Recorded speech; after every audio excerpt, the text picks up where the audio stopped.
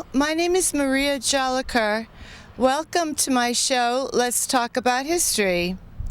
The Friends of Slater group are meeting at the Slater Museum today, and it is at NFA, Norwich Free Academy, here in Norwich, Connecticut.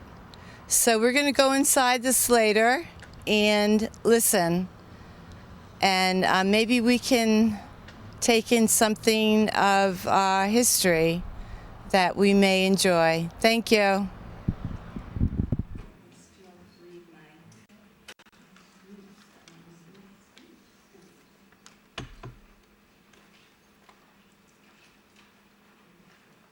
Sorry, folks.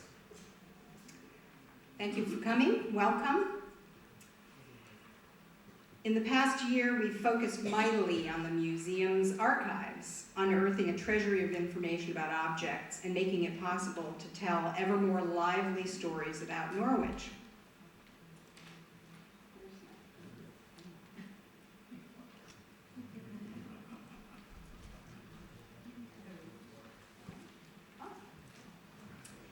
A rather unassuming small painting, Spring in Mediterranean Lane, long in our collection became a start when we realized the story behind the creator, Helen Newton.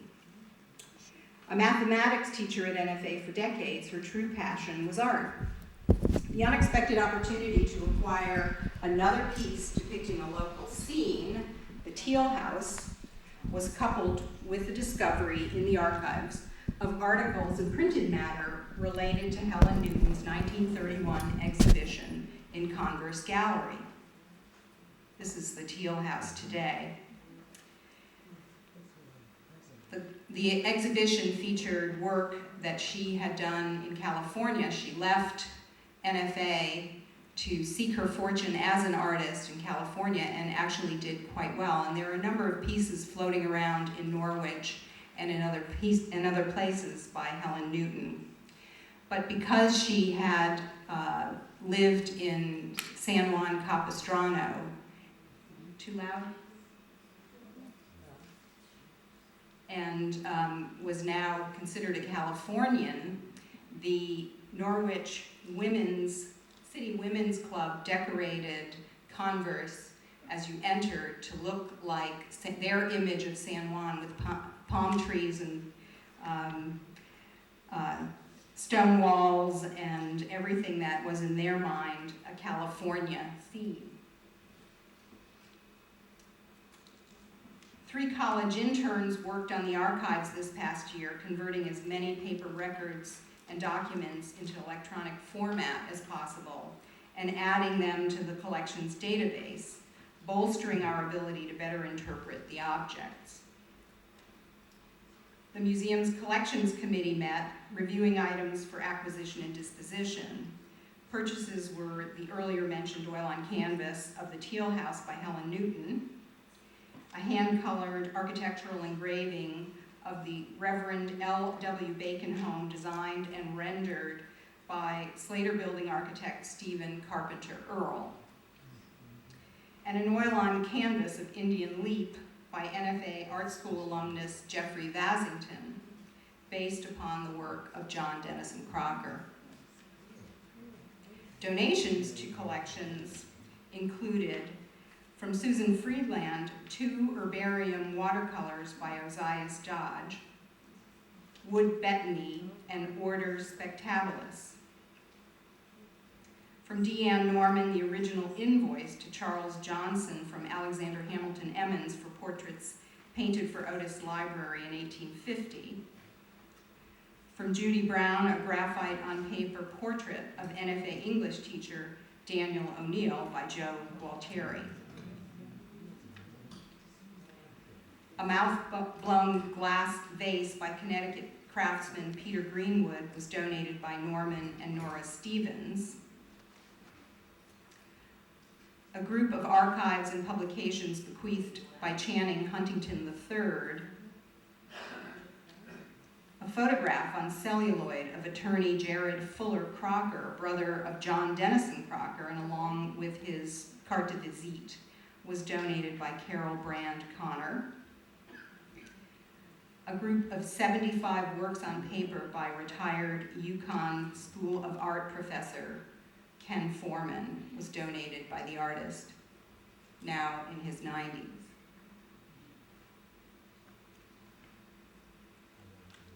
Attendance at the museum continues to be strong, driving increasing sales results in the gift shop.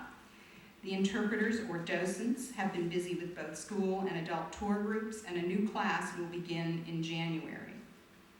By the way, I've left some forms on the table near the door if you're interested in volunteering either as an interpreter or for other activities in the museum. By all means, complete one of those and leave it with me.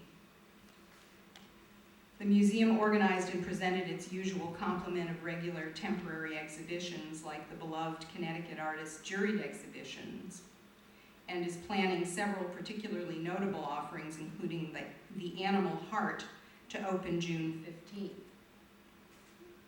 The atrium is coming into its own as an additional exhibition venue.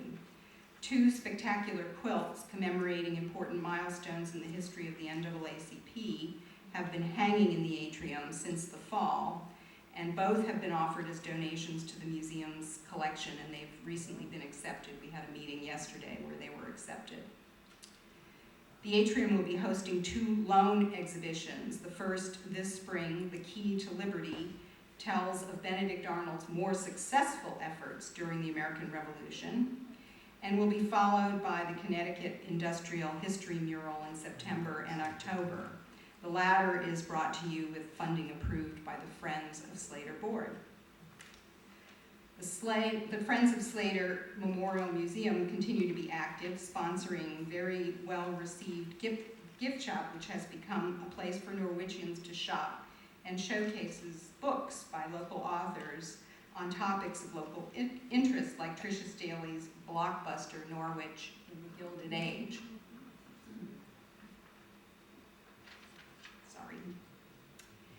The museum essayed its first drink and draw event to very positive reviews. Stay tuned on that one for next year.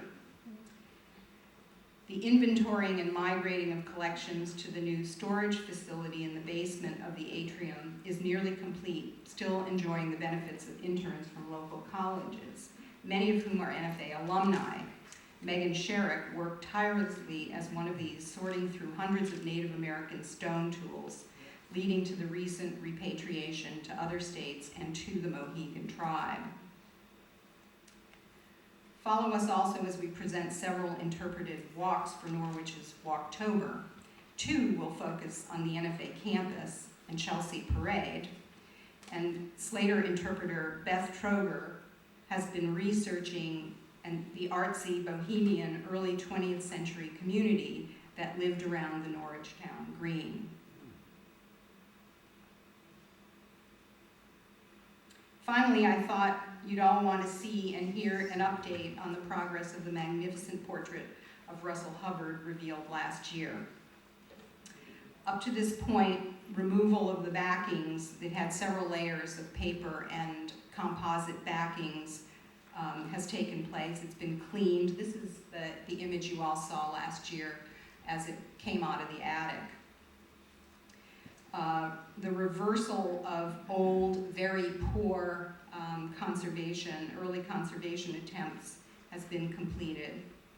And a film was applied to stabilize the painting during removal of the backings.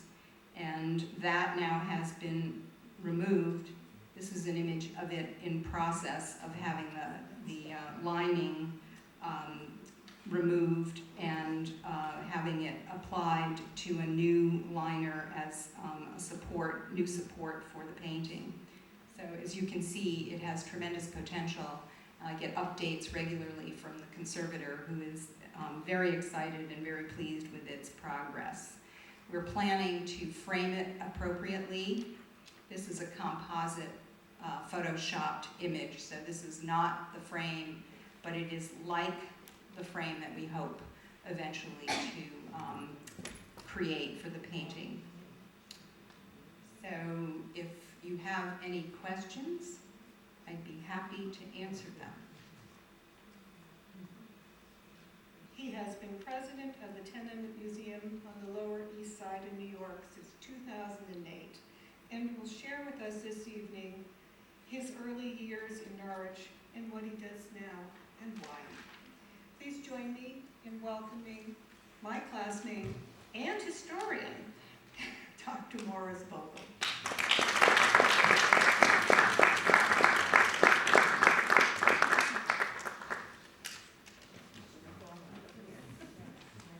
And as you get older, more and more of them do, and they take more and more than a second.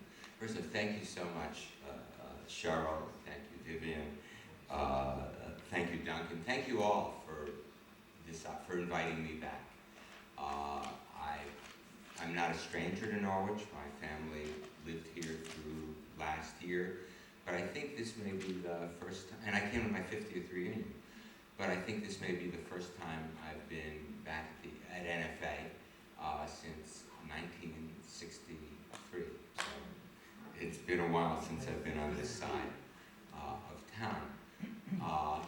What I propose to do this evening is show you a little bit about the Tenement Museum, 2 short clips. Talk to you about why we do what we do, and tie that to some extent with the larger museum enterprise in the United States and my very small role in it. And to the extent I can tie that back to life in Norwich, I'll give it a shot. So first we're going to dim down a little.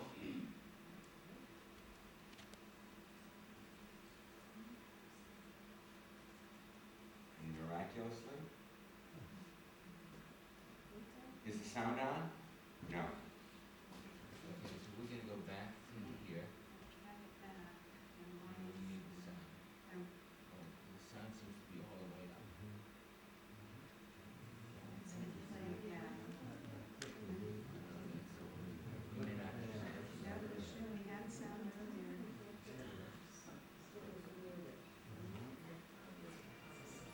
America's a great nation. It's lived through some things over the years, from the Civil War, the Great Depression. We remember the politicians, we remember the people who thrust into power and leave their legacy. But it's people that live through those events. It's people that die on those wars. It's people that build the bridges. The stories we tell are about those people, and not that many places tell those stories. What we do here at the Tenement Museum is we collect the stories of ordinary, new Americans, people starting their lives here, and see what they did to survive. We're going to go into that building, 97 Orchard. It was built at the same time as Lincoln was president. It was important to me that the Tenement Museum become a storytelling museum. People remember stories much more than facts. If the facts are hung onto the tree of a story, they become relevant, they become memorable. Ruth's genius was to identify an abandoned tenement, a condemned building, as a museum. In effect, to put up a sign and say, this is a place where we can tell America's most important story. The mission of the museum is to engage people in the power of the past to make them think about the present. So, one flight up to Natalie Douglas' home. So we tell them the stories of the immigrants who lived at 97 Orchard, and in telling the stories of those immigrant families, we talk about the context of the time, what were the issues of the time. By the 1900s, all of these families coming in, all of these families going, we are looking at the largest Jewish city of the world. We are looking at the most densely populated place on earth. Imagine how it looks outside.